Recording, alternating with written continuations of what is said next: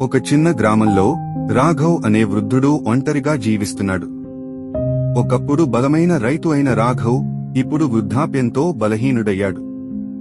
నడవడం కష్టం, పని చేయలేడు, సరిగ్గా తినలేకపోతున్నాడు. అతని పిల్లలు పట్టణంలో బిజీగా ఉండటంతో అతన్ని తరచుగా చూడలేరు. రాఘవ్ దుఃఖంతో తనతోనే మాట్లాడుకుంటున్నాడు. వాళ్ళు నన్ను మర్చిపోయారు. బహుశా ఇక నేను వాళ్లకు ఉపయోగం లేనట్టుంది. అయితే ఒక్క వ్యక్తి మాత్రం రాఘవ్ను మర్చిపోలేదు, అమిత్. ఆయన మనవడు. ఇతరుల కంటే భిన్నంగా అమిత్ రాఘవ్ను భారంగా కాకుండా తన కుటుంబం కోసం జీవితాన్ని నిర్మించిన గొప్ప వ్యక్తిగా గౌరవంగా చూస్తాడు.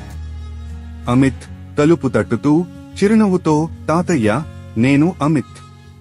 రాఘవ్ తలుపు తీసిన వెంటనే అమిత్ సంతోషంగా చిరునవ్వుతో ఆయనను పలుకరించి గట్టిగా కౌగిలించుకున్నాడు. ఆయన హృదయం ఆనందంతో నిండిపోయింది.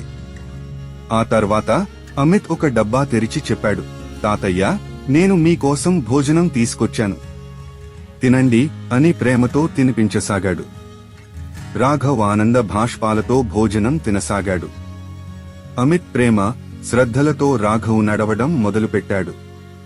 1 సంవత్సరం తర్వాత తన మనవడితో నడుస్తూ ఇలా అన్నాడు, నీ వల్లనే నేను మళ్లీ నడవగలుగుతున్నాను అని కన్నీళ్లతో చెప్పాడు.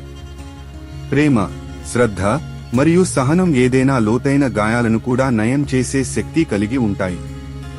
మన వృద్ధుల్ని గౌరవించి అండగా ఉంటే వారి బలాన్ని మాత్రమే కాకుండా మన జీవితానికి కూడా అర్థాన్ని తీసుకువస్తాం.